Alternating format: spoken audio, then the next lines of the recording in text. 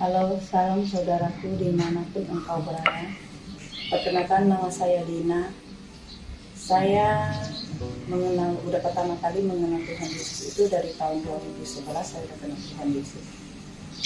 Di saat pandemi saya begitu takut sama corona. Terus saya ibadah juga bolong-bolong. Terus saya di bulan September saya kena COVID-19. Memang saya takut sama COVID. Terus saya kena. Alkitab berkata, apa yang kamu takutkan, itulah yang akan kamu dapatkan.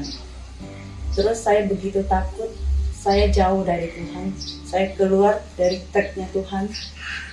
Terus saya dibawa iblis. Namanya iblis itu mencuri, membunuh, dan membinasakan. Dia sedikit perlahan-lahan menarik saya keluar dari tracknya Tuhan.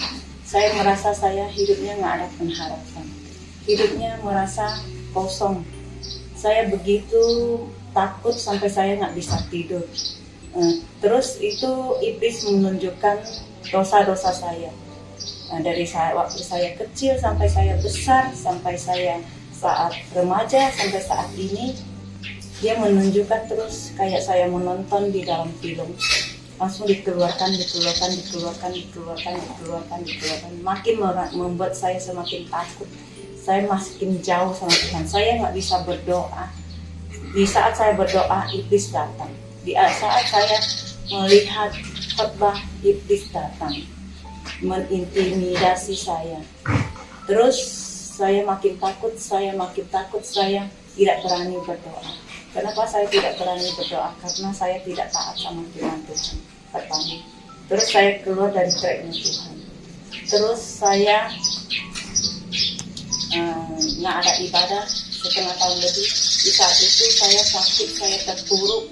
Dari saya 60 kilo sampai sekarang saya 40. Kemarin waktu saya masuk rumah sakit itu 45 kilo, sekarang udah 48 kilo. Saya bersyukur punya keluarga yang menyayangi saya. Mereka masih sangat peduli sama hidup saya, adik-adik saya, suami, juga anak. Mereka terus berusaha bagaimana saya bisa bangkit lagi.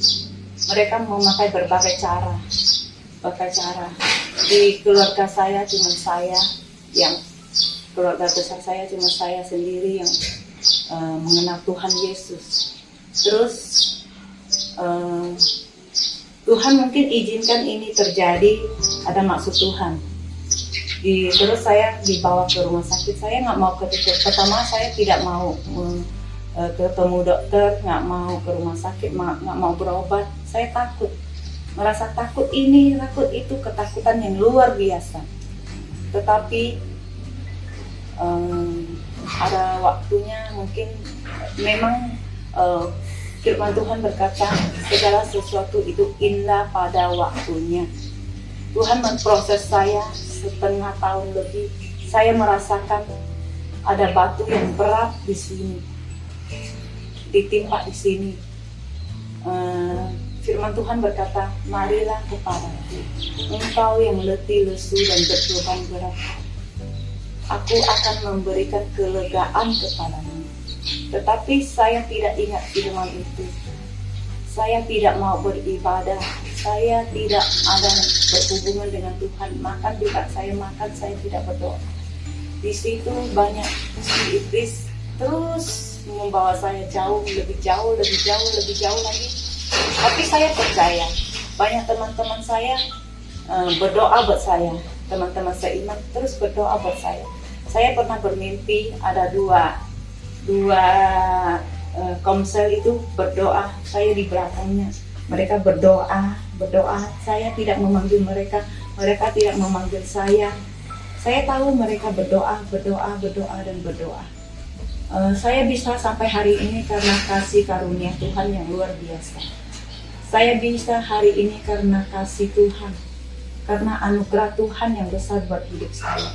Setengah tahun lebih, teman-teman, saudara-saudara, saya diproses, ditimpa di sini beban beratnya. Terus di saat saya mendengar ibu pendeta saya meninggal kena COVID, saya begitu takut lagi. Saya takut sekali sampai gemetar lagi. Saya udah masuk rumah sakit, udah pakai psikiater, udah merasa pulih, tapi masih ada beban di sini, nggak ada sukacita, damai sejahtera nggak ada karena saya belum berdoa. Terus saya ke mall, saya makan, turun mall pakai eskalator. Itu suami saya juga menakutkan saya lagi. Bukan dia menakutkan saya terlalu takut. Saya merasa saya ini bisa kembali lagi ke nanti sebelum masuk rumah sakit. Saya bisa jadi gila, saya takut gila, saya takut mati, takut mau bunuh diri juga takut, kalau mati juga masuk neraka, api neraka kan sangat menakutkan. Tapi saya tahu itu Tuhan izinkan terjadi karena ada kasih karunia Tuhan, karena kebaikan Tuhan. Saya memberikan saksi, ini benar-benar kehidupan saya pribadi berhubungan dengan Tuhan. Terus ada kerabat saya berdoa buat saya di dalam hotel. Dia panggil saya, dia bilang, "Bun, saya berdoa buat kamu." Enggak, saya bilang nggak mau. Terus dia terus mengajak, "Ayolah berdoa." Sekali dia memeluk saya, dia berbahasa roh, begitulah caranya dia berdoa. Bahasa roh. Saya panggil nama Yesus. Yesus, saya merasakan kasih Tuhan Yesus, hadirat Tuhan yang begitu luar biasa di kehidupan saya. Saya panggil Yesus, mulut saya bisa berbicara panggil Yesus yang setengah tahun lebih saya tidak bisa memanggil Yesus. Saya panggil Yesus, tolong saya Yesus. Yesus, ampunin saya Yesus. Yesus, saya terus berdoa di dalam bahasa roh, merasakan hadirat Tuhan. Saya merasakan beban saya yang ada di sini, beban berat batu yang di sini terangkat. Firman Tuhan itu hidup. Dia bilang, "Marilah kepadaku, engkau yang lemah letih lesu. Aku akan memberikan kelegaan kepadamu." Tanpa Tuhan Yesus, saya percaya saya tidak ada hari ini.